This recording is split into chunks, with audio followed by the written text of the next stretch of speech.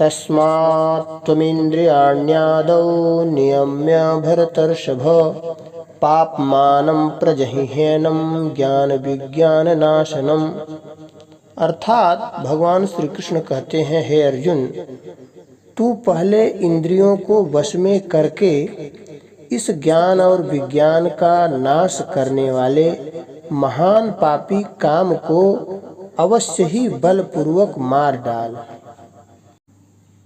स्वामी राम सुखदास जी इस श्लोक की व्याख्या करते हुए कहते हैं कि कामना संपूर्ण पापों की जड़ है, इसलिए कामना उत्पन्न होने से पाप होने की संभावना रहती है। आगे चलकर कामना मनुष्य के विवेक को ढककर उसे अंधा बना देती है, जिससे उसे पाप पुण्य का ज्ञान ही नहीं रहता और वह पापों में ही लग जाता है। इससे उसका महान पतन हो जाता है।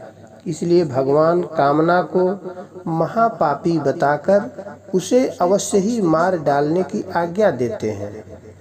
गृहस्थ जीवन ठीक नहीं, साधु हो जाएं, एकांत में चले जाएं, ऐसा विचार करके मनुष्य कार्य को तो बदलना चाहता है, पर कारण कामना को नहीं छोड़ता, उसे छोड़ने का विचार ही नहीं करता। यदि वह कामना को छोड़ दे तो उसके सब काम अपने आप ठीक हो जाएं। जब मनुष्य जीने की कामना तथा अन्य कामनाओं को रखते हुए मरता है, तब वे कामनाएं उसके अगले जन्म का कारण बन जाती हैं। तात्पर्य यह है कि जब तक मनुष्य में कामना रहती है, तब तक वह जन्म मरण रूप बंधन में पड़ा रहता है। इस प्रकार बांधने के सिवाय कामना और कुछ काम नहीं करता।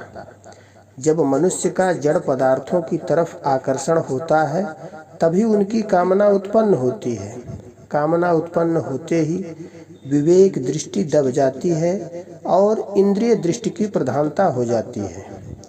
इंद्रियां मनुष्य को केवल शब्दादि विषयों के सुख भोग में ही लगाती हैं। पशु पक्षियों की भी प्रवृत्ति इंद्रियों से मिलने वाले सुख तक ही रहती है, परंतु कामना से विवेक ढक जाने के कारण मनुष्य इंद्रिय जन्य सुख के लिए पदार्थों की कामना करने लगता है और फिर पदार्थों के लिए रुपयों की कामना करने लग जाता है। इतना ही नहीं, उसकी दृष्टि रुपयों से भी हटकर रुपयों की गिनती में हो जाती है। फिर वह रुपयों की गिनती बढ़ाने में ही लग जाता है।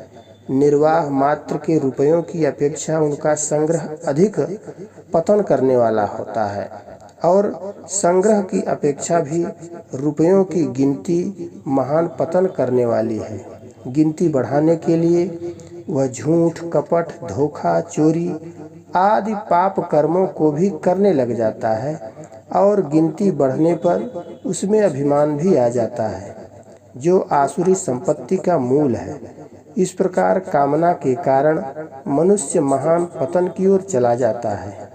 इसलिए भगवान इस महान पापी काम का अच्छी तरह नाश करने की आज्ञा देते हैं।